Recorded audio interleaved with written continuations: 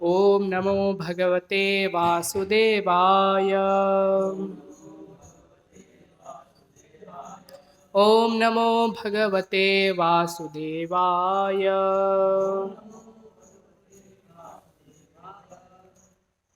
श्रीमद्भागवतम स्कंद 4 अध्याय 22 श्लोक संख्या 32। न अतः परतरः लोके पुंसः स्व अर्थ व्यतिक्रमः यत् अधि अन्यस्य प्रेयस्त्वम् आत्मनः स्व व्यतिक्रमा नातः परतरो लोके पुंसस्वार्थ व्यतिक्रमः यदध्यन् यदध्यन्यस्य प्रेयस्त्वम् आत्मनः स्वव्यतिक्रमात्।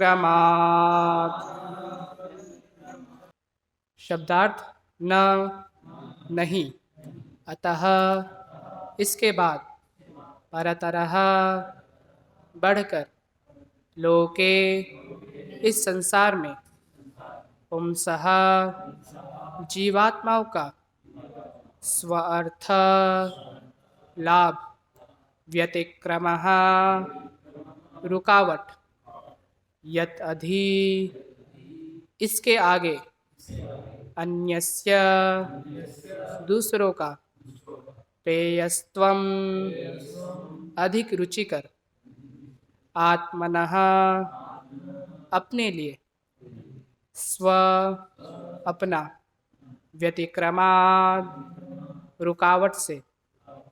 अनुवाद तथा तात्पर्य। तात्पर्य श्री ऐसी भक्तिवेदांत स्वामी श्री प्रभुपाद जी के द्वारा इस्कॉन के संस्थापक आचार्य। अनुवाद। आत्म साक्षात्कार की अपेक्षा अन्य विषयों को अधिक रुचिकर सोचना मनुष्य के अपने हित के लिए इससे बड़ी बाधा कोई नहीं होती है। तात्पर्य। मनुष्य जीवन विशेष रूप से आत्म साक्षात्कार के निमित्त है। आत्म का अर्थ है परमात्मा तथा जीव, अर्थात भगवान तथा जीवात्मा। किंतु जब मनुष्य अपने शरीर तथा शारीरिक इंद्रिय में अधिक रुचि रखने लगता है तो वह आत्म साक्षात्कार के पथ पर अपने लिए अवरोध उत्पन्न कर लेता है। माया के प्रभाव से वह इंद्र तृप्ति में अधिक रस लेता है, जो इस संसार में आत्म साक्षात्कार के इच्छुक व्यक्तियों के लिए वर्जित है। इंद्र तृप्ति में रस न लेकर मनुष्य को परमात्मा के इंद्रियों को तुष्ट करने में अपने कार्यकलापों को मोड़ लेना चाहिए। इस नियम के विपरीत जो भी किया जाएगा वह निश्चित ही उसके हित के विरुद्ध होगा। ओम अज्ञानतिमिरान्धस्य ज्ञानाञ्जनश्लाकचक्षुरुन्मिलितं येन तस्मै श्रीगुरुवे नमः। श्रीचैतन्यमनोभीष्टं स्थापितं येन भूतले स्वयं रूपः कदा मह्यं ददाति स्वपदान्तिकं। नमो ओं विष्णुपादाय कृष्णपृष्ठाय भूतले श्रीमते भक्तिविकासस्वामिने नमः। ओं विष्णुपादाय कृष्णपृष्ठाय भूतले श्रीमते भक्तिवेदान्तस्वामिने नमस्ते। सारस्वतीदेवे गौरवाणी प्रचारिणे निर्विशेष शून्यवादी पाश्चात्य देशतारिणे श्रीकृष्ण चैतन्य प्रभो नित्यानंद श्री अद्वैत गदाधर श्रीवासादि गौर भक्तवृंद। हरे कृष्ण कृष्ण कृष्ण हरे हरे, हरे राम राम राम हरे हरे। हरे कृष्ण। तो श्रीमद् भागवतम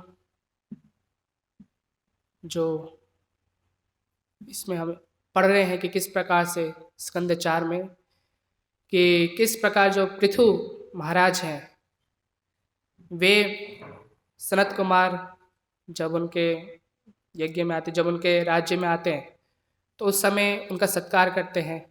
तो फिर हमने देखा वहाँ पे अतिथि सत्कार का महात्म्य के बारे में।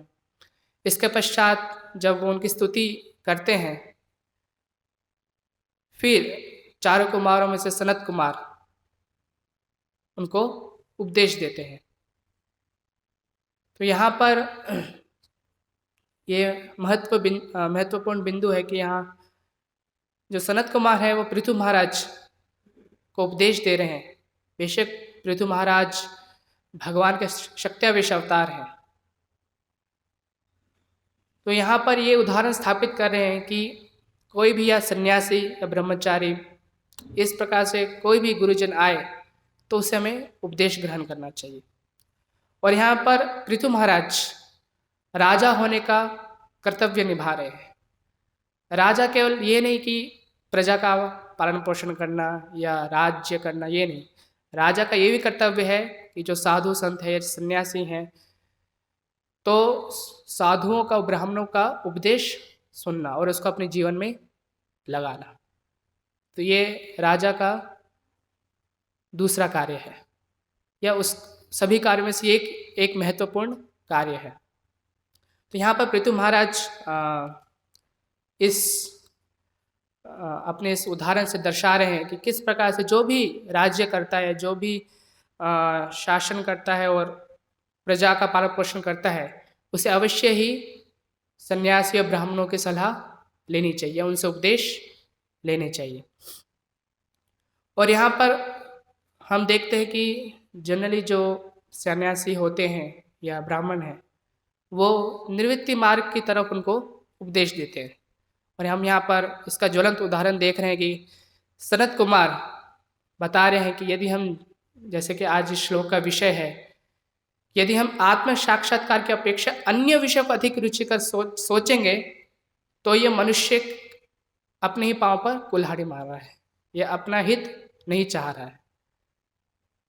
तो यदि आत्म साक्षात्कार के कोई अन्य जो विषय है, अर्थात इंद्रिय के जो विषय हैं, उनमें यदि ध्यान दे रहा है तो वो अपना मनुष्य जीवन व्यर्थ कर रहा है। तो ये निवृत्ति मार्ग के उद्देश्य है। जो सन्यासी होते हैं वो राजाओं को इसी मार्ग का उपदेश देते हैं,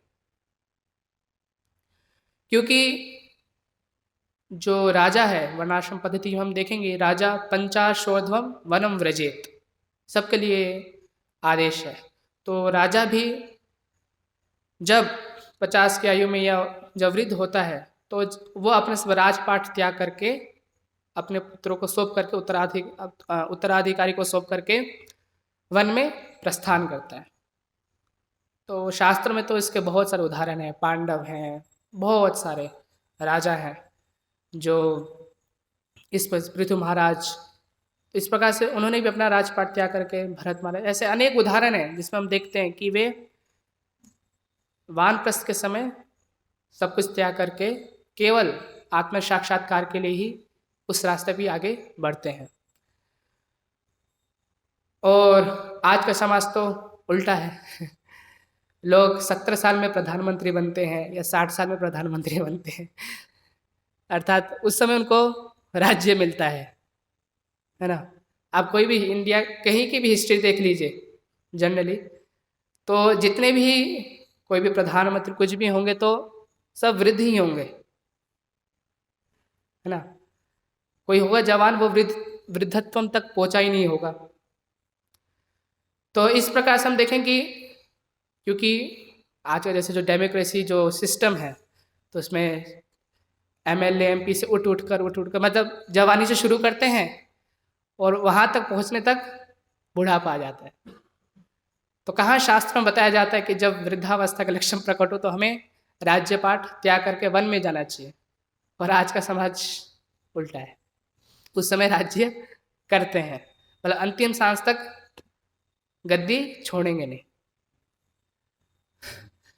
तो ये है, क्योंकि हम देख सकते कि कोई ब्राह्मण वर्ग नहीं है जो उनको उपदेश दे, और क्योंकि वो मनमानी ढंग से राज्य करना है, जैसा लोगों को अच्छा लगे वैसा राज्य करना है, तो इस कारण इसका जो रिजल्ट है वो किसमें, रिजल्ट जो उसका होता है वो क्या, अव्यवस्था। तो हम देख सकते कि जब ब्राह्मण वर्ग खत्म हो गया तो जो क्षत्रिय हैं, जो राजा है, तो मनमाने ढंग से कार्य करने लगे, और इसके कारण क्या हुआ कि जितनी भी व्यवस्था है वो कुव्यवस्था में परिणत हो गई।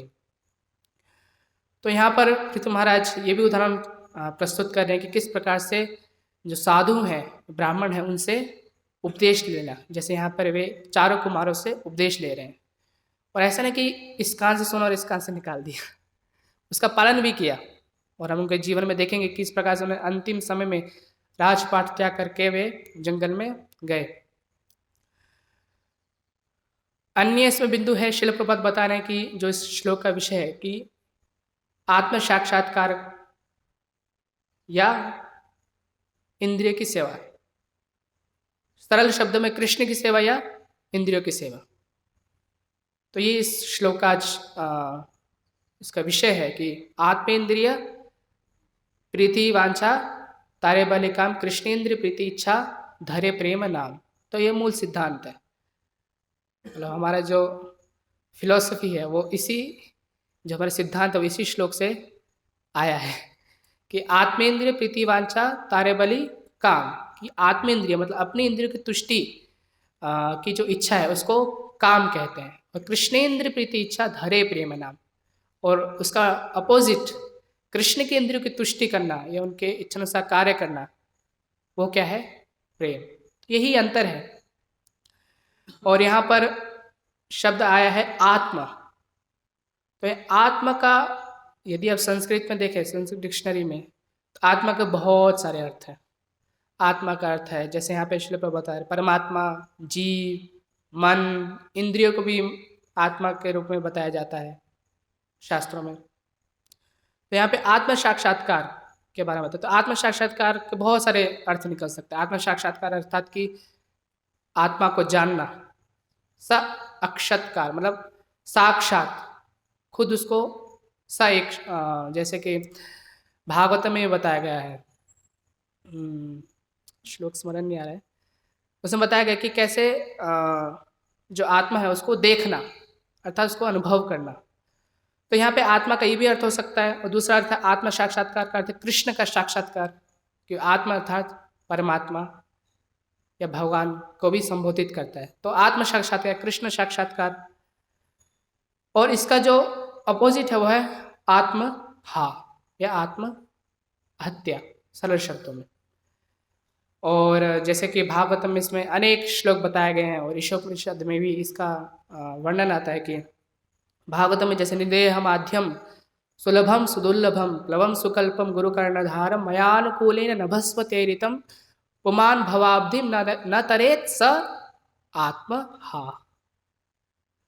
तो वहाँ पे आत्महा शब्द आया कि, और इसका विषय भी यही विषय है इस श्लोक का, कि जो इस मनुष्य जीवन को भगवत प्राप्ति में नहीं लगाता है, जो कि एक नाव की तरह है, और गुरु क्या है, कर्णधारम, गुरु एक कप्तान की तरह जो हमें दिशा निर्देशन करते हैं, और मयानुकूली ने नभस्व तैरितम, और जो हवाएं हैं वो वेद और शास्त्र, इस प्रकार से भगवान के द्वारा दिए गए आदेश।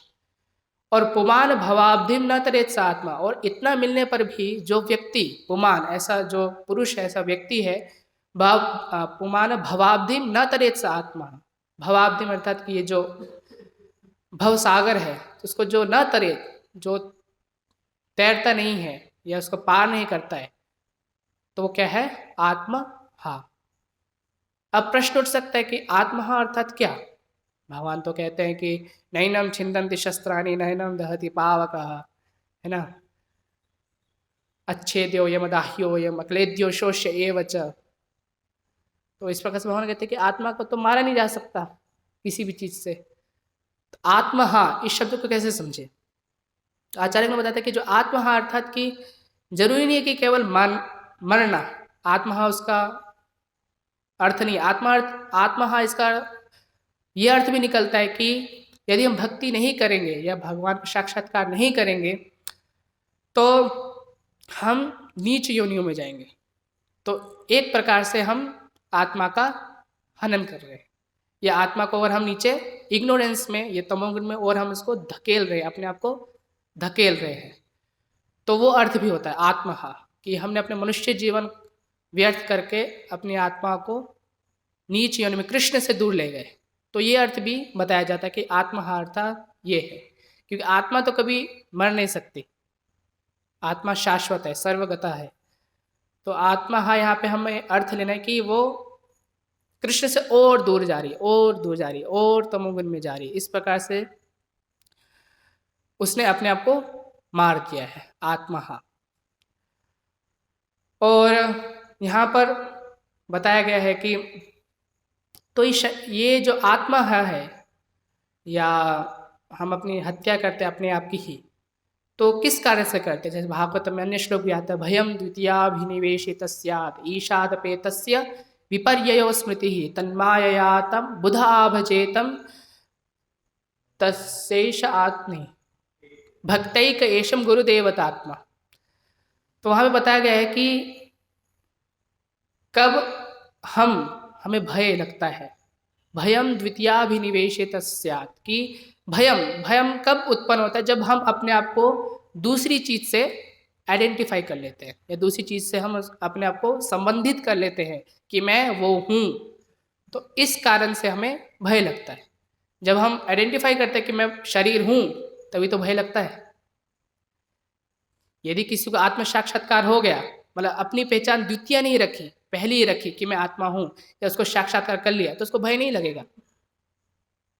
सरल बात है, क्योंकि हम द्वितीय मतलब दूसरी चीज से हम पहचान करते हैं, इसी कारण से हमें भय लगता है। भयम द्वितीयाभिनिवेश अभिनिवेशित करते हैं, अपने आप को उसमें डालते हैं, उसमें पहचान बनाते हैं, है नहीं पर डालते हैं, अभिनिवेशित। और ये क्यों बनता है? ईशादपेतस्य विपर्ययो स्मृति ही। तो क्योंकि ईश मतलब भगवान से जब हम विपर्ययो स्मृति ही, जब हमारी स्मृति विपरीत हो जाती है या भूल जाते हैं, तो ये जो द्वितीय पहचान बनती है, उसकी वजह से हमें भय लगता है। और इसीलिए बताया जाता है तन्मायातम बुध आभजेतम। इसलिए जो बुध लोग अर्थात जो बुद्धिमान लोग हैं, तो वो इस माया से बचने के लिए भक्ति एक ईशम, तो केवल भक्ति किसकी? एक ईशम, मतलब भगवान श्री कृष्ण की जो भक्ति करता है, भक्तैक एशम गुरुदेवतात्मना, मतलब गुरु के अंडर में रहकर, गुरु को समर्पित होकर जो भक्तैक एशम ईश की भक्ति करता है, तो वो इस जो माया है और जो द्वितीय जो पहचान बनाई है और जो विपरीत बुद्धि हो चुकी है कृष्ण के प्रति, उसको वो सही कर सकता है। तो इसकी वजह से हमें द्वितीय पहचान बनती है, और द्वितीय पहचान बने शरीर को हम समझते हैं कि हम शरीर ही हैं। इसकी वजह से हम फिर समझते हैं कि इंद्रिय तृप्ति करो, है ना, इंद्रिय तृप्ति करो, और इंद्रिय तृप्ति करो, क्योंकि शरीर अपने आप को समझ लिया है, और शरीर समझा तो मतलब हम आत्मा नहीं है, और शरीर समझा है, इसकी वजह से क्या करो कि मरने के बाद कोई जीवन नहीं है, इसलिए मौज करो, या जितना आप इंद्रिय तृप्ति करना चाहो कर सकते हो, करो, ये सिद्धांत है। और जैसे कि शास्त्र में कृष्ण बहिर्मुख जीव भोग वांछा कर निकटस्थ माया तारे झापट गया धरे, कि कृष्ण बहिर्मुख, जब हम उन्मुख, दो शब्द उन्मुख और बहिर्मुख, जब हम उन्मुख होंगे तो हमें इसका समस्या नहीं होंगी, और जब हम कृष्ण बहिर्मुख होंगे तो उससे क्या होगा कि कृष्ण बहिर्मुख जीव भोग वांछा करे, जब भोग वांछा करता है निकटस्थ माया तारे झापट लिया जाए, तो जो निकट में जो माया बैठी है, निकटस्थ माया तारे झापट लिया जाए, मतलब उसको झपेट लेती है, मतलब उसको अपने वश में कर लेती है। और इस प्रकार से मतलब माया किस हद तक गिरा सकती है हमें, मतलब उसको कोई नहीं, कि हम भक्ति के ही पूरे एंटी हो सकते हैं, भक्ति के पूरे विरुद्ध हो सकते हैं। हम देख सकते हैं अरे बहुत भक्त है और अच्छी साधना कर सब कुछ करते हैं, पर जब माया जब पछाड़ती है, तो ऐसा पछाड़ती है कि वो भक्त हैं वे पूरे विरुद्ध हो जाते हैं, कि अरे इन्होंने तो मेरा पूरा जीवन बर्बाद कर दिया, अरे ये प्रभु जी ने तो मुझे बहला फुसला कर लेके आए, बड़े अच्छे सपने दिखा के लेकर आए, और अब पूरे जीवन बर्बाद। तो पूरा एंड मतलब विरुद्ध हो जाते हैं, मतलब प्रचार करने लग जाते हैं मतलब इसको उनका या उन भक्त का कि इनके पास तो मत ही जाओ, इस्कॉन में मत कदम मत रखो, जैसे उन्होंने मेरा जीवन बर्बाद किया है ऐसा वो तुम्हारा भी कर देंगे। इस प्रकार से माया हमें देखे किस प्रकार से, मतलब माया, हम इतने उन्नत भक्त हो सकते हैं, इतने सब कुछ हो सकते हैं, पर माया जब पछाड़ती है, यदि हम साधना स्ट्रॉन्ग नहीं होगी, कुछ गड़बड़ी होगी, तो इसकी वजह से क्या होगा कि ऐसा पछाड़ेगी कि हम भूल जाएंगे कृष्ण कौन है, भक्त कौन है, सब भूल जाएंगे। तो ये है कि माया इस प्रकार से हमें इतनी हद तक हमें नीचे गिरा सकती है। और यहाँ पर देखा जाए एक अन्य विषय की किस प्रकार से जो आज का जो समाज है वो पहले के समाज में ये बहुत मेन विषय रहता था। आज का समाज का विषय क्या है? खाओ पियो और मरो। वास्तव में ये होता है, खाओ पियो मौज है, पर खा खा कर पी के मरते ही हैं। तो यही होता है, वास्तव में ये होता है, खाओ पियो मौज नहीं होती है, भारी तौर पे लगता है, पर खाओ पियो मरो, वास्तव में यही होता है। और ये मतलब आज का जो समाज है वो पूरी तरह इंद्र तृप्ति में ग्रस्त है, पूरी तरह। मतलब कुछ एक भी जगह नहीं बचा है, लूप होल एक भी नहीं बचा जहाँ पे हम कृष्ण भक्ति दे सकें। इस प्रकार से पूरी तरह कवरिंग है ना। तो जैसे कि हमारा सिद्धांत था, ये न के न प्रकार है मन कृष्ण निवेश है, कि जैसे तैसे कृष्ण में मन लगाओ। और उनका क्या है, ये न पे न प्रकार है ना, मतलब जैसे तैसे माया में गिरो, जैसे तैसे इंद्र तृप्ति करो, ये न के न प्रकार है ना, जैसे तैसे। जैसे चार्वाक मुनि कहते हैं कि याव जीवेत सुखम जीवेत ऋणम कृत्वा घृतम पीवेत भस्मीभूतस्य देहस्य किम पुनरागमनो भवेत। तो यही सिद्धांत आज के समाज का है, यावत जीवेत सुखम जीवेत। तो जितना, अब पता नहीं कब हम मर जाए कब है, तो जितना जियो यावत सुखम जीवेत, अच्छे से जियो, सुखी से रहो। ऋणम कृत्वा घृतम पीवेत, ऋणम कृत्वा मतलब घी खा, मतलब घी खाना आजकल तो वो भी उपलब्ध नहीं है, घी खाना भी, उसमें भी कितनी मिक्सिंग वो सब कुछ चीज़ें आती है, वो भी प्योर में नहीं है। तो कह रहे ऋणम कृत्वा घृतम होता है, लोन लो, स्टडी लोन लो, ये लोन लो, होम लोन लो, कार लोन लो, ये लोन लो, ये और ऐश करो, है ना। कितने सारे एडवर्टाइजमेंट में कार लोन, होम लोन, कितने सारे गोल्ड लोन, कितने लोन। और पहले की सभ्यता में कहता है कि लोन मतलब जब तक घर टूट ना जाए या घर बिखर ना जाए तब तक कोई ऋण लेता नहीं था। तो ये थी, मतलब ऋण लेना मतलब बहुत वो माना जाता था, इन सेंस बहुत उसमें लोग लेते थे। पर आज तो हंसते हंसते होम लोन, उसमें परिवार का फोटो होगा, खुशी परिवार है ना, गा लेते हुए, अरे वाह, इस साइड पत्नी खड़ी, इस साइड वो। तो आज तो पत्नी पति का भी कंसेप्ट नहीं है, इस तरफ गर्लफ्रेंड खड़ी, इस तरफ बॉयफ्रेंड खड़ा है, दोनों खुश, कार लोन, है ना। तो इस प्रकार से मतलब एडवर्टाइजमेंट भी ऐसा किया जाता है कि हाँ हम इस लोन से खुश हो जाएंगे। मतलब व्यक्ति के मन में ये घुस जाता है। अब ये देखिए जो एडवर्टाइजमेंट्स होते हैं, ये सब चीज़ें क्या होती है, लोग सोचते हैं कि हाँ अभी हम इतने परेशानी में हैं, क्योंकि आजकल देखें एडवर्टाइजमेंट में हर चीज़ में स्त्रियों को घुसाया गया है, हर चीज़ में। तो हर चीज़ में मतलब इवन बनियान में भी स्त्रियों को घुसाया गया है। मतलब ये है, देखो मतलब लोग सोचते हैं कि हाँ यार देखो इसमें ये लड़की बहुत खुश है, तो मैं अपनी पत्नी को दिलाऊंगा तो वो भी खुश हो जाएगी। मतलब धारणा ये रहती है कि हाँ जैसे ये खुश है, जैसे ये खुश दिख रहे हैं, ऐसे ही यदि मैं अपने परिवारजनों को दिलाऊंगा, अपनी पत्नी को दिलाऊंगा तो वो भी खुश हो जाएगी। ये धारणा होती है, मतलब ये मन में बैठ जाता है। और इस कारण से भी क्या होता है, पर वास्तव में ऐसा होता नहीं है, रियलिटी कुछ और होती है। वो लेते हैं फिर उसको भरने में EMI भरने में इतना बस गधी की तरह मजदूर करते रहो, नहीं चुका पाए तो इंटरेस्ट बढ़ता है। वो पीछे की कहानी नहीं दिखाते। वो कभी एडवर्टाइजमेंट में दिखाया, कभी दिखाया है कि कोई व्यक्ति परेशान होकर लोन से नहीं दिखाया।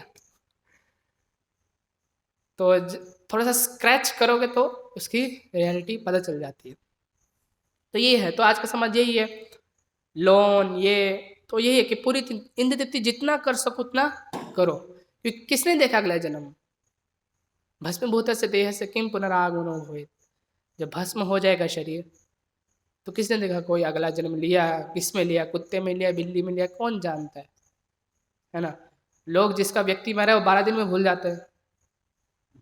तो तुम क्यों चिंता करते हो? मतलब चलो 12 दिन में भूल जाओ, कुछ कोई कोई लोग तो जिस दिन मृत्यु हुई, ऐसे एक रिलेटिव थे, इनकी मतलब उनकी मृत्यु हुई तो घर में मातम है, मतलब मृत्यु हुई है। जिस दिन मृत्यु हुई उसी दिन बच्चे गेम्स में लगे हुए हैं और कार्टून देखने में लगे हुए हैं, सब कुछ मजे कर रहे हैं। मतलब लोग मजे कर रहे हैं। मतलब जिस दिन कोई मरता है तो उस दिन जैसे है कि कुछ इंडिपेंडेंट चीज़ें नहीं करते हैं, ऐसे लोगों का रुझान है। कुछ दिन ऐश्वर्य में नहीं जीते हैं, ऐसे खाते पीते, इतना अच्छा ओपुलेंट नहीं खाते हैं, है ना, तब शमशान वैराग्य आ जाता है। पर आजकल तो शमशान वैराग्य आता भी नहीं है लोगों को। मतलब इतनी बदतर स्थिति हो गई कि शमशान वैराग्य आता भी नहीं है। मतलब ये टर्मिनोलॉजी हटानी पड़ेगी। तो शमशान वैराग्य आता भी नहीं है लोगों को। उसी दिन मतलब एक भी दिन हम इंद्र दीप्ति के बिना ना रहे। तो ये है आज का सिद्धांत। तो ये सिटी लाइफ में ये कि किस प्रकार से बचपन से लेके टिल डेथ, चाइल्डहुड से लेके टिल डेथ, जितना मजा कर सको करो करो करो करो करो। और इसकी वजह से कितनी बीमारियां, कितनी कष्ट, बहुत कुछ है। मतलब ये तो बहुत अलग विषय हो जाएगा कि इस प्रकार से क्या क्या इसके लूप होल्स हैं बताने में। तो इस प्रकार से और देखा जाए समाज में इतना लोग गिर चुके हैं कि मंदिर में चोरियां करने लग गए हैं। पहले तो लोग डरते थे, भाई चलो घर में चोरी हो तो ठीक है, मंदिर में चोरी कर रहे हैं, मतलब भगवान को भी नहीं छोड़ा। भगवान के घर को भी नहीं छोड़ा। तो मतलब वो इतना समाज में इतना वो एडवर्टाइजमेंट कर करके, क्योंकि अब जो एवरेज से नीचे है, मीडियम से भी नीचे, एवरेज क्लास में नीचे, वो व्यक्ति कैसे लेगा वो चीज़? अब कमा नहीं पाएगा, ये नहीं कर पाएगा तो क्या करेगा? चोरी। अब उसको भी वैसा जीना है, अब उसकी मन में ऐसी इच्छाएं जागृत कर दी कि उसको भी वैसा जीना है, तो क्या करेगा? चोरी। तो ऐसे 2 महीने पहले एक मंदिर में चोरी हुई। एक चोर मतलब भगवान के मंदिर कक्ष में घुसा और उसने सब कुछ, जैसे चांदी, जो भी भगवान को चांदी और जो सोने के जो ऐसे हार थे वो चुरा के भाग गया। राधा कृष्ण, भगवान श्री कृष्ण और राधा रानी के। तो मतलब उसको ये नहीं पता चला कि भाई तुम जो चोरों के सरदार हैं उनके घर में चोरी कर रहे हो। भगवान कौन है? चोर है ना, माखन चोर। भाई भगवान चोरों के चोर हैं और तुम उनके घर में चोरी कर रहे हो। तो वो व्यक्ति पकड़ा गया। तो भगवान के 30 घंटे के अंदर नागपुर में की चोरी, गुजरात के मंदिर में, और वो पकड़ा गया नागपुर में, सीसीटीवी के माध्यम से पकड़ा गया। तो कहने का अर्थ है कि मतलब समाज में इतना गिर चुके लोग, इतना एडवर्टाइजमेंट का इतना बोलबाला, इतना सब कुछ चीज़ है, चाहे व्यक्ति मर क्यों ना जाए, इतना सब कुछ चीज़ें एडवर्टाइजमेंट में बताया जाता है कि लोगों को चोरी करने में, चोरी करना उनकी व्यवस्था बन जाती है। तो मंदिर को भी लूट लेते हैं। और वो चोर ऐसा था कि उसने ये ऐसे एक मंदिर नहीं, ऐसे 30-32 मंदिर लूटे थे। जेल भी जा चुका था। तो ये था। तो कहने का था कि इस प्रकार से समाज की दिशा इस प्रकार से हो गई है कि बाय हुक एंड क्रुक मौज करो, ये न कहना प्रकार है। ये आज का सिद्धांत है। और मतलब समाज का ढांचा इस प्रकार से बना हुआ है कि सबको काम पे जाना पड़ेगा। आज के खर्चे इतने बढ़ चुके हैं, सिटी में रहने के लिए आपको कम से कम, यदि आपका घर या कुछ ना हो तो, जैसे कल मैं बात कर रहा था एक से, तो कम से कम 50,000 तो चाहिए, केवल बिना सेविंग के, सेविंग नहीं, केवल खर्च करने के लिए 50,000 चाहिए ही। इसका रहन देना, उसका रहन देना, ये करना वो करना, तो ये चाहिए ही हमें। तो एक आदमी कैसे कमाएगा? तो इसलिए कौन कमाती है? पत्नी को ही बाहर जाना पड़ता है। दोनों कमाते हैं, बच्चे कमाते हैं, सब कमाते हैं। तो इस प्रकार से सिस्टम ऐसी बन गई कि सबको गधा मजदूरी करनी पड़ेगी और सबको काम करना पड़ेगा। क्यों? क्योंकि हमें इंद्रिय तृप्ति करनी है। हम केवल रोटी कपड़ा मकान में संतुष्ट नहीं है, हमें और चाहिए और चाहिए। अनावश्यक हमने आवश्यकताओं को पैदा कर दिया है कि जिसको हमें अभी चाहिए ही है। बॉडी उसकी तरह एबिचुएट होगी कि हमें अनावश्यक जो आवश्यकताएं हैं उसको हमें वो चाहिए ही हमें। तो इसके लिए हमें फिर काम करना सबको काम करना पड़ेगा। क्यों? क्योंकि जैसे श्लोक में बताया गया है, भगवान श्री कृष्ण भी बताते हैं, यस्यात्म बुद्धि कुनपे त्रिधातु के स्वधीय क्लत्रादिषु भौम इज्यति तत्तीर्थ बुद्धि सलिलेन करहिचित जनेषु भिज्ञेषु स एव वो खरः। तो जब हमारी बुद्धि यस्यात्म बुद्धि कुनपे त्रिधातु के, जब इस शरीर के प्रति जो बुद्धि यदि हो जाएगी हमारी कि मैं शरीर हूँ, मतलब देखिए ना, फंडामेंटल यदि बेस हमारा हिल गया है कि यदि हम अपने आप को शरीर मानने लग गए तो इसकी वजह से कितनी सारी दुविधाएं, कितनी सारी प्रॉब्लम्स आ जाएगी। यस्यात्म बुद्धि कुनपे त्रिधातु के, जो इस त्रिधातु कफ पित्त वात के शरीर को अपने आप को मानने लगता है, उसकी वजह से क्या होता है, यस्यात्म बुद्धि कुनपे त्रिधातु के स्वदीह कलत्रादिषु भौम इच्छति, कि वो उसकी ऐसी धी या उसकी ऐसी बुद्धि हो जाती है, वो अपने पत्नी के प्रति आसक्त हो जाए। कलत्रादिषु भौम इच्छति, जमीन इच्छति, तो इस प्रकार से प्रशंसा, इन सब से वो ग्रस्त हो जाता है। ततीत बुद्धि शरीर न कर हिचित, और फिर वो उसकी ऐसी बुद्धि हो जाती है कि केवल जहाँ पे पानी हो वही तीर्थ है। ऐसे नहीं कि मंदिर में आए या भक्तों का संग लिया, अरे ये कहाँ तीर्थ है। लोग बोलते हैं ना, चलो गंगा जाएंगे, गंगा स्नान के लिए जाएंगे। मतलब जहाँ पे नदी होगी, यहाँ पे पानी होगा, उसको ही तीर्थ मानेंगे। तत्तीत बुद्धि सलिले न करहिचित जनेषु बिजनेषु सैव गोखरा। जैसे कि भक्त आते हैं, सपोज भोपाल मंदिर में आते हैं, बहुत सारे ऐसे मैंने सुना है, ऐसे बहुत सारे बाहर के लोग आएंगे, ये मंदिर है, डिटीज कहाँ है? फोटो की मंदिर तो हमारे घर में भी लटका रहता है, फोटो तो कहाँ है मंदिर? ये मंदिर ऐसा मंदिर थोड़ी होता है। मतलब उनकी बुद्धि नहीं है। जैसे एक व्यक्ति की बुद्धि होती है, ऐसे बुद्धि होती है कि तीर्थ मतलब पानी, जहाँ पे जल हो, जहाँ पे नदी हो, वो तीर्थ है। तो उनको, लोगों को ये पता नहीं, क्योंकि उनकी बुद्धि यस्यात्म बुद्धि हो चुकी है। तो इसकी वजह से वो समझ नहीं पाते हैं कि जो चित्रपट है या डिटीज है उनमें कोई अंतर नहीं है। इस प्रकार से तो जनेश अभिज्ञेश सएव गोखरा, और इस प्रकार से वो सभी जन्म जनेश अभिज्ञेश सएव गोखरा, वो मनुष्य में गोखर है, गाय और गधी की तरह है। क्योंकि यदि वो अपने आप को शरीर मानता है, इसकी वजह से वो गधी की तरह काम करेगा, सबको करवाएगा भी, और इस कारण से शरीर मानने से, इस कारण से वो अपनी जो आत्मा है अपनी आत्महत्या करता है ना। और जैसे बहुत गधे की तरह काम, जैसे मैं भी कुछ महीने पहले मुंबई गया था, रिश्ते अपने कुछ रिलेटिव से मिलने के लिए बुलाया था उन्होंने।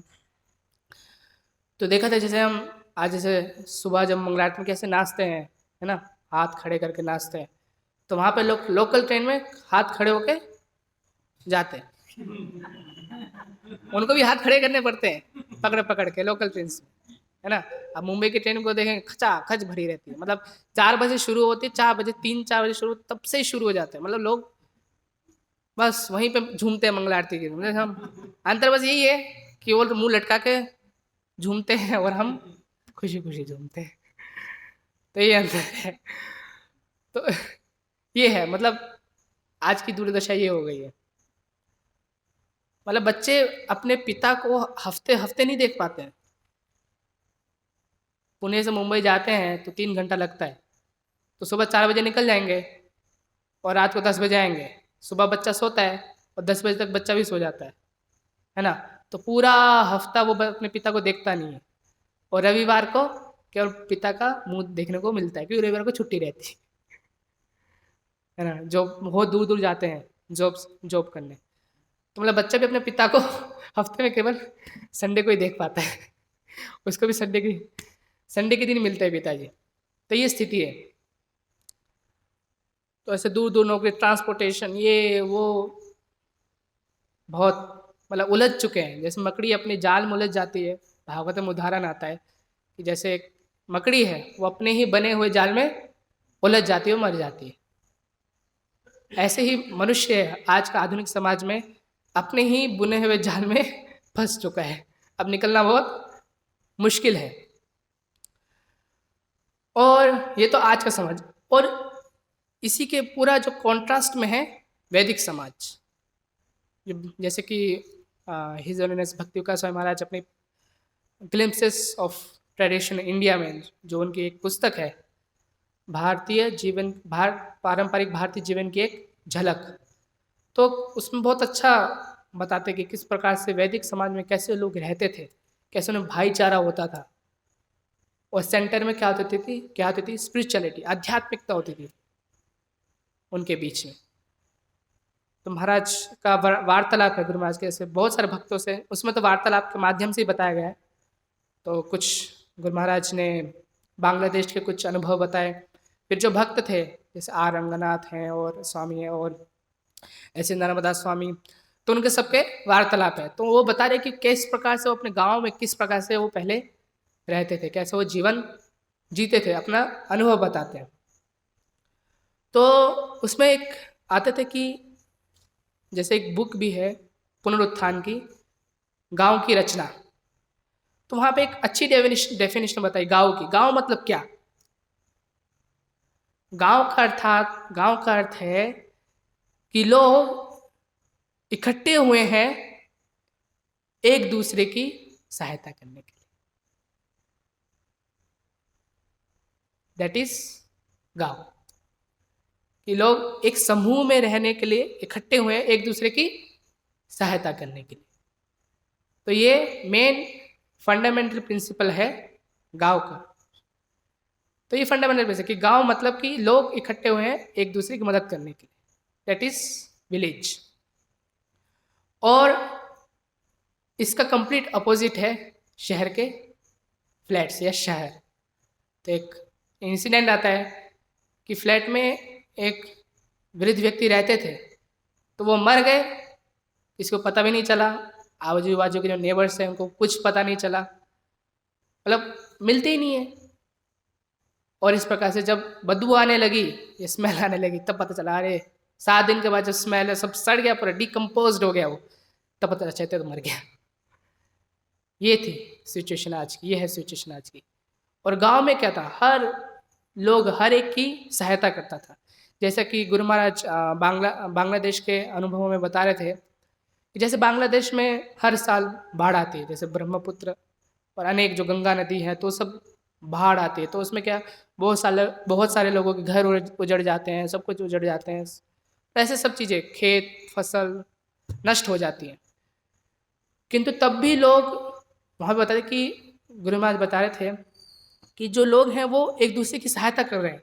जैसे किसी का घर टूट गया या घर बह गया, तो लोग वहाँ पर उसकी सहायता कर रहे हैं, उसका घर बनवा रहे हैं, बांस काट रहे हैं, एक दूसरे की सहायता करके वापिस से घर बना लिया।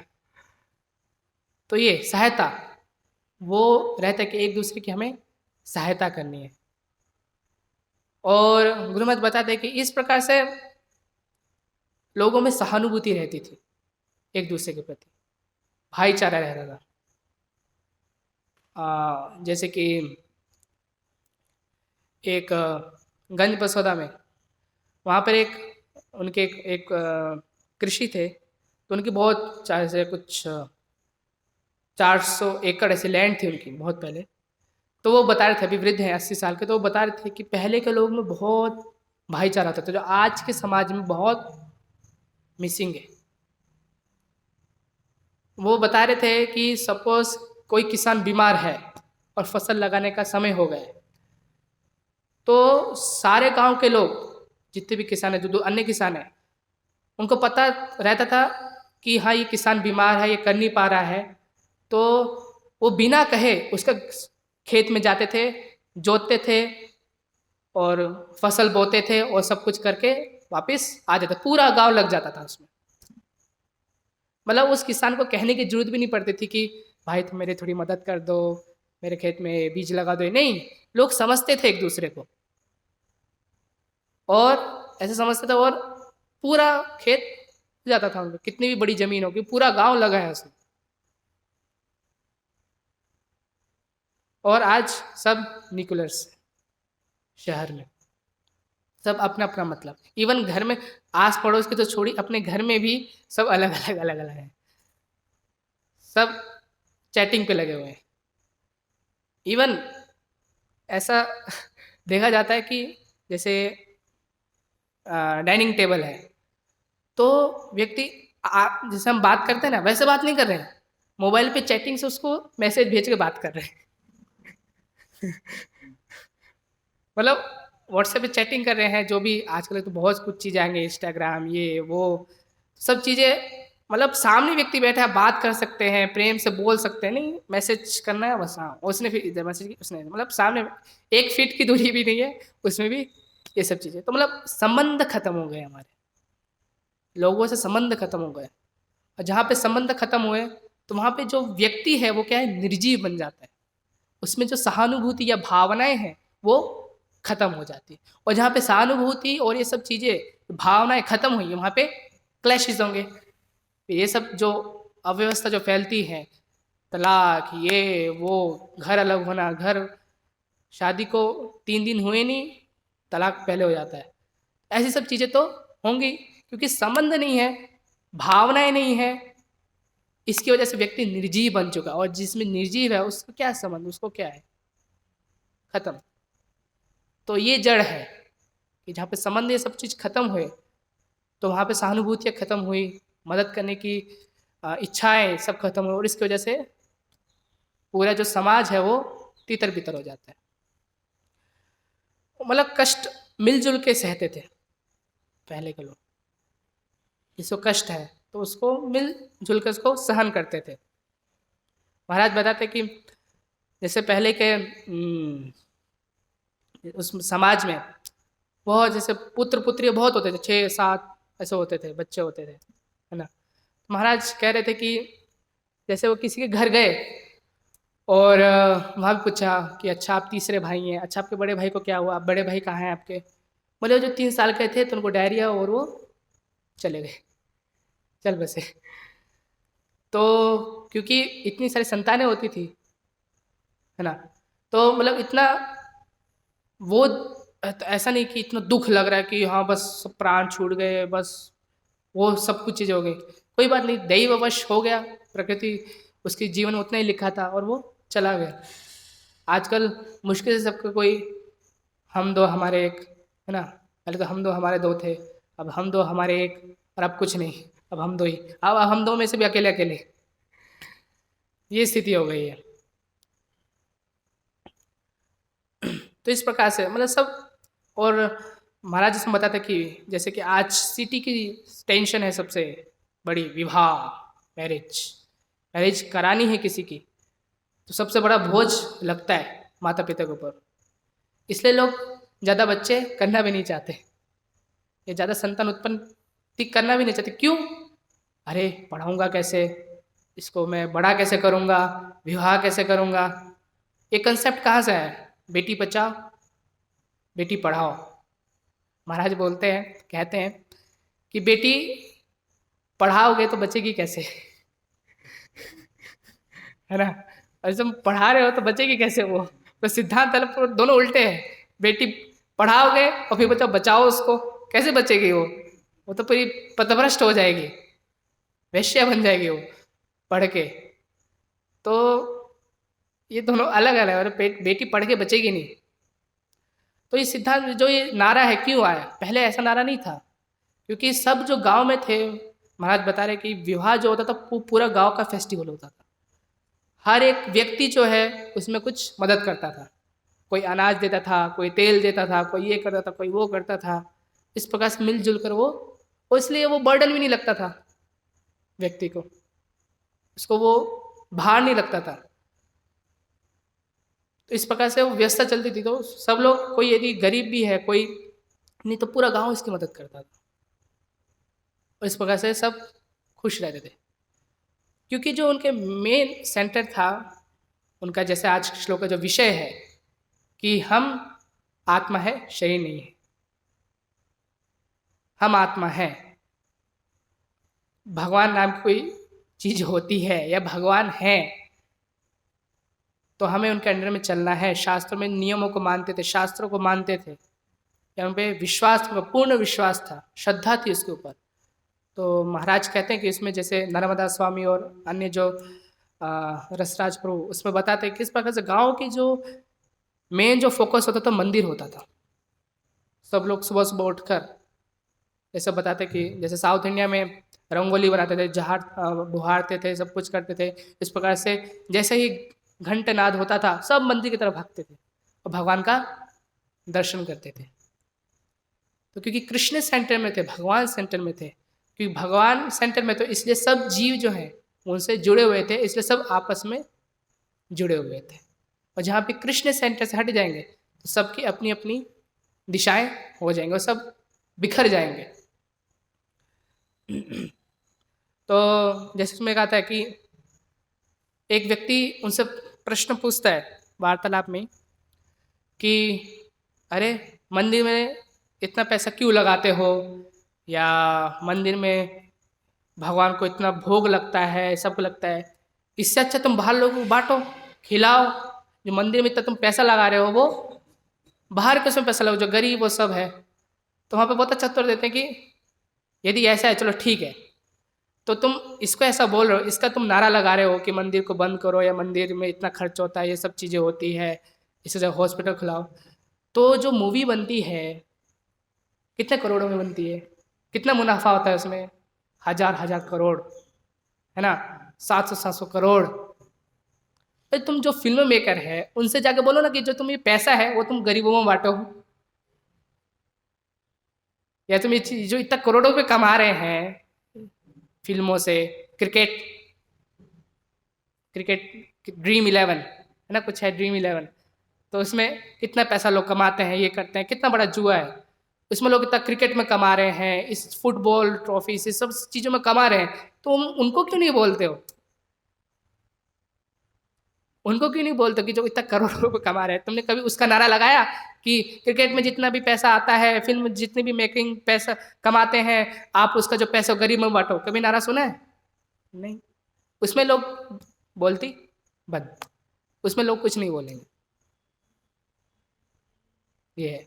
और भगवान को तो भोग लगता है तो भगवान इतने दयालु हैं, ऐसे नहीं कि सब खा, मतलब वो उसमें कृपा दे के हमें वापस देते हैं, उसमें कोई मेहनत भी नहीं होता, उल्टा प्लस होता है ना।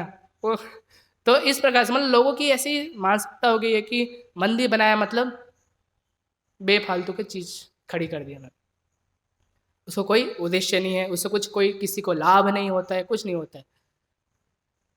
तो वो जब उस व्यक्ति को ये बताया उसको, तो उसकी बोलती बंद हो गई, मतलब वो कुछ कह नहीं पाया कि पता है कि आज के समाज में इन चीज़ों पे इतना पैसा खर्च कर किया जाता है, तो उस समय ये चीज़ याद नहीं आता, ये याद नहीं आती, या तर्क नहीं आता ये चीज़, तब ये तर्क नहीं आता। तो ये है आज का समाज, तो इस सब चीज़ों में इतना पैसा खर्च करते हैं। तो सार रूप है कि जैसे तात्पर्य में बताया कि जो आज का जो समाज का दृश्य है वो क्या है, कृष्ण को भूलो, भगवान को विस्मरण करो, भगवान का विस्मरण करो। तो ये आज का समाज का उद्देश्य है कि कृष्ण को भूल जाओ और इंद्रिय तृप्ति करो, खाओ पियो और मरो, क्या मौज, मरो, खा के पी के मरते हैं तो खाओ पियो और मरो, यही आज के समाज का उद्देश्य है। हरे कृष्ण। किसी का कोई प्रश्न या कोई कोई इस विषय में कहना चाहता है?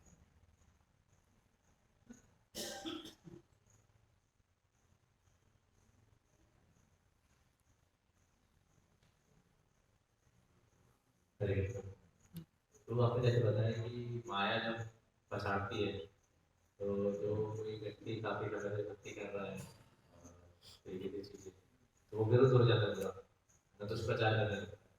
तो हम देखते हैं कि ऐसा बताया जाता है कि भक्ति में कोई आता है तो उसके कहीं ना कहीं पूर्व कर्म रहते होंगे, जी जिन्होंने भक्ति करी है तो वो यहाँ पे आ जाते हैं। और कुछ तार हम देखते हैं कि काफी लंबे समय तक वो कुछ बहुत अच्छे से करते हैं, सारी चीजें करते हैं, बट फिर बाहर चले जाते हैं और विरुद्ध प्रचार करते हैं। जी। तो उसको कैसे समझेंगे, क्योंकि वो गुरु के प्रति अपराध कर रहे हैं, वैष्णव के प्रति अपराध कर रहे हैं। और जो भगवद गीता में श्लोक आता है यहाँ विष्णु कि ये कैरी फॉरवर्ड होगा आगे, तो यहाँ उनको कैसे समझेंगे, वो सब कुछ खत्म करके और नीचे की योनियों में जाएंगे, फिर उस तरीके का उनका होगा। हाँ जी, जैसे ये जो अपराध, जैसे अपराध कहते हैं, जैसे वैष्णव की निंदा, ये सब अपराध में आती है, पाप में नहीं आती, अपराधों में आती है। तो इसकी वजह से कि जितना आप अपराध करते रहेंगे उतनी हम भक्ति के एंटी होते रहेंगे, भक्ति के विरुद्ध जाते रहेंगे। तो जैसे कुछ ऐसे भक्त होते हैं जो भक्ति में बहुत दृढ़ होते हैं, भक्ति में उनकी साधना अच्छी होती है, पर कुछ कहीं पे लूप होल्स होते हैं, कुछ चीज़ें होती हैं जिसकी वजह से वो भक्ति से चले जाते हैं। इवन प्रभुपाद के समय भी, श्रील प्रभुपाद के समय भी, जब प्रभुपाद उपस्थित थे, बहुत सारे भक्त चले भी गए थे। और इवन प्रभुपाद के जाने के बाद तो बहुत सारे भक्त चले गए। तो उस स्थिति में डेफिनेटली उन्होंने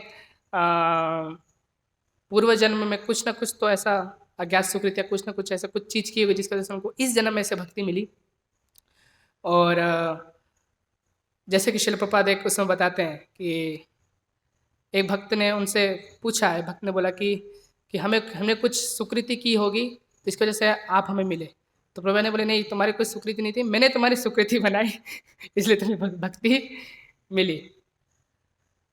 तो सुकृति से हाँ भक्ति मिलती है, भक्तों की कृपा हमें पूर्व जन्म हुई तो हमें मिली होगी, तो इसकी वजह से हमें मिली है। तो जब हम अपराध करते हैं, सपोज हम इस जीवन में हम भक्ति के विरुद्ध हो गए, तो भक्ति तो रहेगी, इन द सेंस जो जितना हमने किया है वो तो रहेगा। अगले जन्म में हमें फिर जहाँ पे हमने छोड़ा है उससे हम उसको कंटिन्यू करेंगे। वैष्णव काम में आता है कि जो मतलब वैष्णव के चरण में जो अपराध करता है कोई यदि हाँ जी, हाँ जी, हाँ जी। हरि स्थाने अपराधे तारे हरिनाम, तोमा स्थाने अपराधे ना ही परित्राण। तो वैष्णव अपराध से कोई परित्राण नहीं है, मतलब कुछ भी कर लो, कितनी भी तपस्याएं कर लो, कितने भी कुछ कर लो, उसका कोई परित्राण नहीं है। जैसे ज्वलंत उदाहरण जैसे दुरासा मुनि है, उन्होंने अपराध किया। हाँ, वैष्णव अपराध से हम नहीं बच सकते, इन द सेंस वैष्णव अपराध करके हम नहीं बच सकते, उसको नहीं शोधन कर, पर एक विधि है उसको शोधन करने की। वो है जिस वैष्णव की आपने निंदा की या जिस वैष्णव के प्रति आपने उसको बोला, उससे क्षमा याचना करा या उसके चरण कमल में दंडवत गिर जाना। तब उस अपराध से, उस चीज़ से आपको, यदि उस भक्त ने आपको क्षमा कर दिया, आप पे प्रसन्न हो, उसकी सेवा करो, तब हम उस अपराध से हम बच पाएंगे। तो वहाँ पे कहने का अर्थ है कि तोमा स्थान अपराध ना ही परित्राण, मतलब कोई परित्राण नहीं है, पर मतलब वहाँ पे ये भार दिया जा रहा है कि अन्य कोई विधि नहीं है, केवल एक ही विधि है, वो है वैष्णव की शरण। जिस वैष्णव की आपने निंदा की है, उन वैष्णव के यदि पुनः शरण लेंगे तो आप उससे बच सकते हैं। तो इसके ज्वलंत उदाहरण अम्बरीश महाराज है। दुर्वासा मुनि ने क्या किया? अपराध, अम्बरीश महाराज उनको मारना चाहा, तो उनका शोधन कैसे हुआ फिर? क्योंकि उनका शोधन, क्योंकि भगवान नारायण ने भी कहा कि मैं तुम्हें नहीं बचा सकता, अहम भक्ता पराधीन, तो मैं भी तुम्हें नहीं बचा सकता, इसलिए तुम क्या करो? फिर उपाय पूछते हैं। अब वैष्णव अपराध तो कर दिया, अब उपाय पूछते दुर्वासा मुनि, तो भगवान कहते हैं कि देखो केवल इसका एक ही उपाय है कि तुम जाकर जिन अम्बरीश महाराज के चरणों पे गिरो, उनसे क्षमा याचना करो, तभी तुम इससे मुक्त हो सकते हो। तो इस प्रकार से अम्बरीश महाराज से दुर्वासा मुनि जब दंडवत गिरते हैं, उनसे प्रार्थना करते हैं, और अम्बरीश महाराज जो भक्त है उनका हृदय तो दयालु रहता है, तो उनको उठा लेते दुर्वासा मुनि को कि आप ये क्या कर रहे हैं। तो ऐसे हम अपराध का उसका शोधन कर सकते हैं, इस चीज का।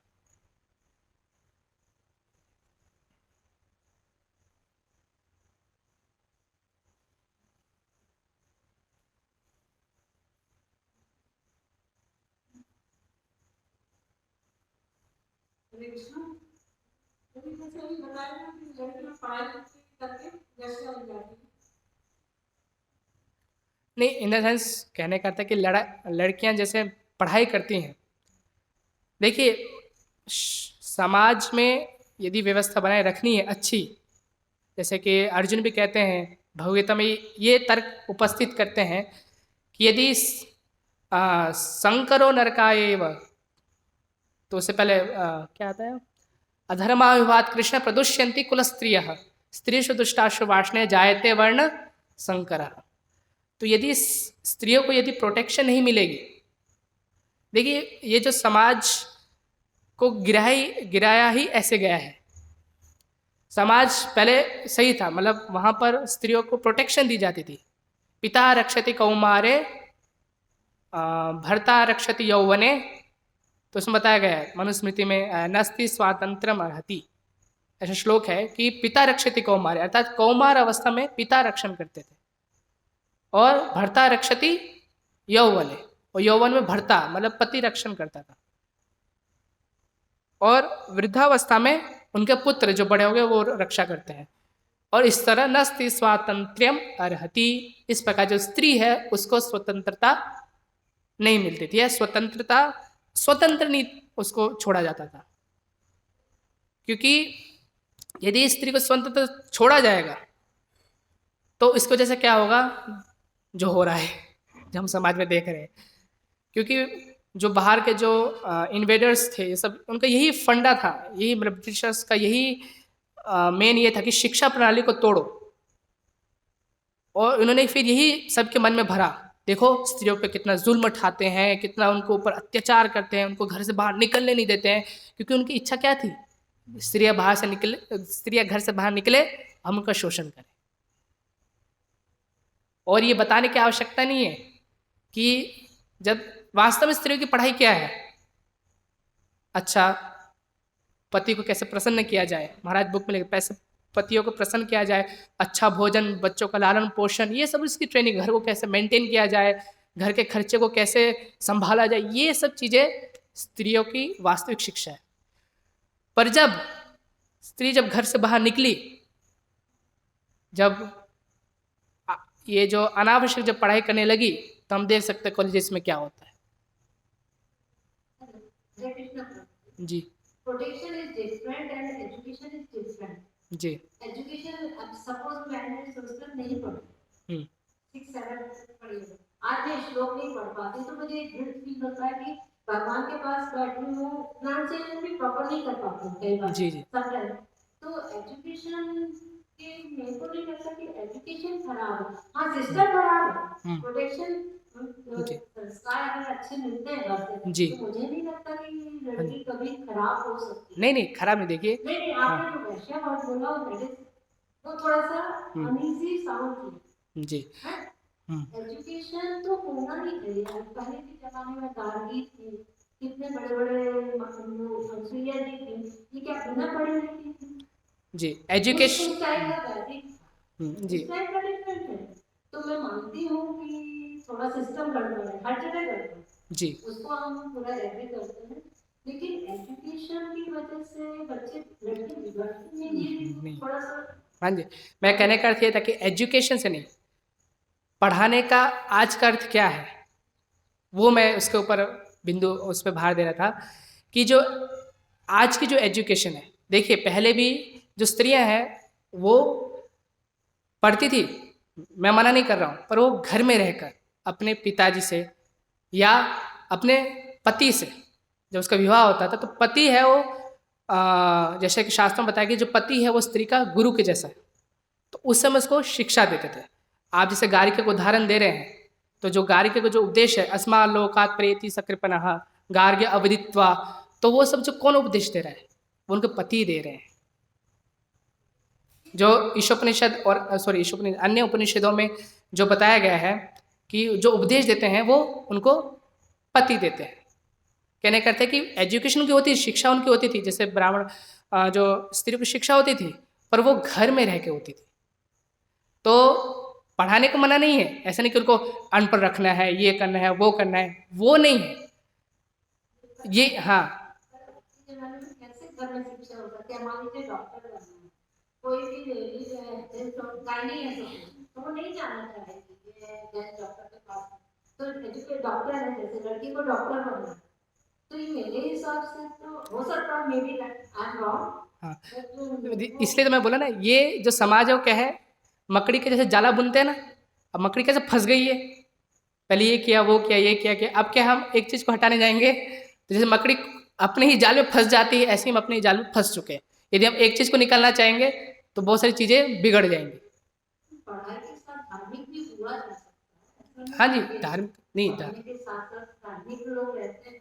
आज अगर हम लोग यहाँ बैठे हैं तो एजुकेशन लेने के बाद I am also PhD holder, लेकिन पढ़ाया नहीं, पर मुझे ये चीज कुछ थोड़ा हाँ जी अनइजी जी, वो जी एजुकेशन नहीं, एजुकेशन देखिए, मैं एजुकेशन को मना नहीं कर रहा हूँ, पर एजुकेशन की पद्धति और एजुकेशन कहाँ होनी चाहिए, दैट इज मैटरिंग, मतलब वो मैटर करता है।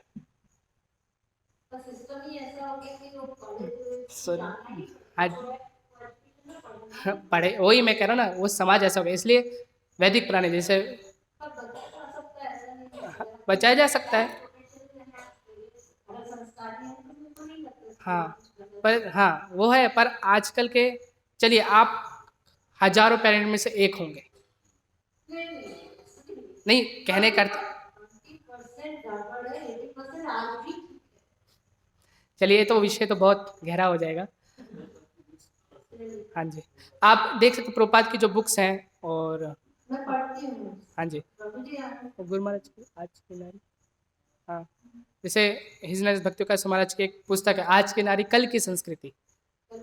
हाँ, आज की नारी कल की संस्कृति, तो इसमें अब मैं आपको पूरा इतना विस्तार करके नहीं बता सकता, तो उसमें पूरा बताया गया है किस प्रकार से नारी की कैसे शिक्षा होनी चाहिए, तो इसलिए उस पुस्तक का नाम ही है आज की नारी कल की संस्कृति। तो संस्कृति कैसे, तो नारी कैसे पढ़नी चाहिए, नारी को शिक्षा कैसे मिलनी चाहिए, पढ़ना इतना अच्छा उचित शब्द नहीं, शिक्षा, शिक्षा अच्छा शब्द है, हाँ शिक्षा, क्योंकि पढ़ना हम जनरली माइंड में क्या बैठता है, पढ़ना मतलब लिखने वाला पढ़ना, ये सब पढ़ना, ये डिग्री लेना।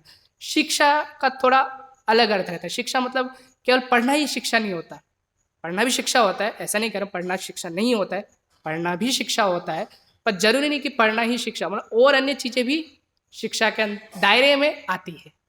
तो आप वो पुस्तक पढ़िए, या कुछ भी प्रश्न हो यहाँ पे जो भी वरिष्ठ भक्त हैं उनसे आप पूछ सकते हैं, तो वो सब चीज़ें आपको उससे क्लैरिफाई होंगी, और जो भी चीज़ आपके प्रश्न है या आपको कुछ कहना चाहते हो वो सब चीज़ें आपको उससे क्लियर हो सकती है। हरे कृष्ण।